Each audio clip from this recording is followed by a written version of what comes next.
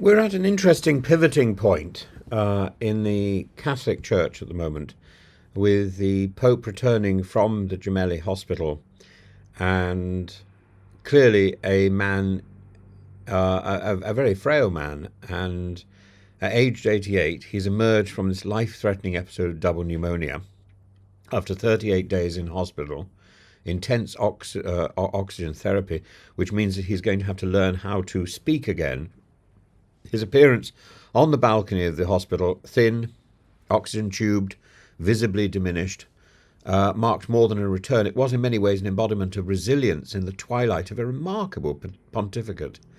But as the Holy Father returns to the Casa Santa Marta under strict medical supervision, possibly even the newspapers are speculating entering some form of hospice care, the Vatican faces a sobering question: what remains of Francis's papacy, and what will endure beyond him?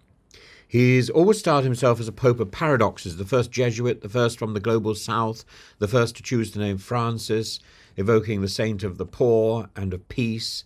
He came to the Vatican not to reign in splendour, but to govern by in poverty and in collegiality. He swapped the papal palace for a modest guest house, opted for a Fiat over a limousine. Symbolism for him is substance. His legacy is defined by two pillars: reform and mercy.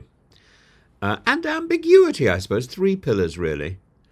On reform, Francis has waged an often lonely war against the Vatican Curia. His Predicati Evangelium document in 2022 restructured the Curia to prioritise evangelization over dogma, but it remains to be seen whether his will be anything more than an administrative scaffolding without moral cement.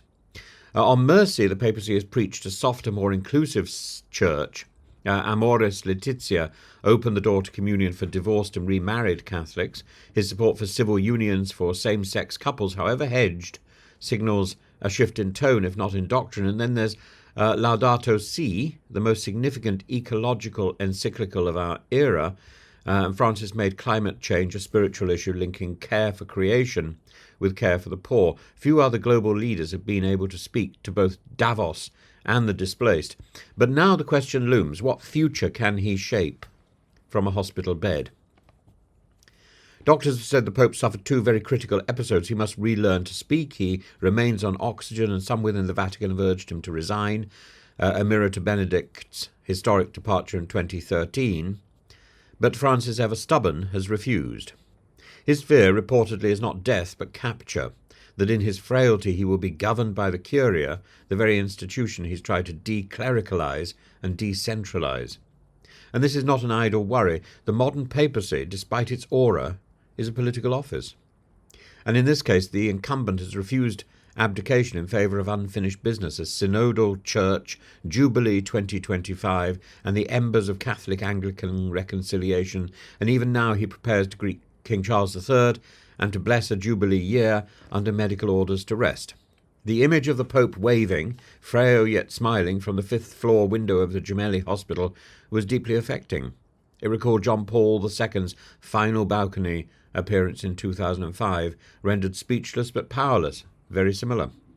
For Pope Francis, even the brief blessing, the faint smile, the wave to a woman with yellow flowers, all these were charged with meaning. They were acts of continuity, a reassurance that the papacy, however weakened, still breathes.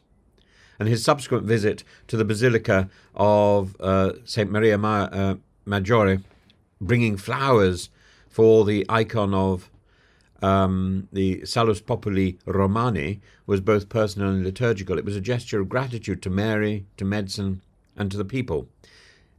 He said it himself: "I've experienced the patience of the Lord as reflected in the care of doctors and the hopes of families." If this is the final chapter, it will be not one of retreat, but of compression, where diplomacy, prayer, and symbolism must do the heavy lifting of policy. It may no longer shape He may no longer shape doctrine, but he can still shape atmosphere, and atmospheres in Rome have often outlasted policies. He continues to speak on Gaza, or at least to write on Gaza, calling for a ceasefire and courage. He welcomes peace in the Caucasus. He insists on the moral urgency of dialogue. These aren't merely perfunctory statements, they are in effect the remaining papal acts, of a man whose body is failing, but whose voice, however hoarse, is still that of Peter. So what will Pope Francis be remembered for? Not simply for doctrinal shifts, but for moral tone. Not for policy victories, but for pastoral gestures. He has reoriented the Church's gaze away from Rome's grandeur and toward the world's margin. His final chapter, written in slow breaths and short blessings, may not be the most powerful, but it may be the most profound.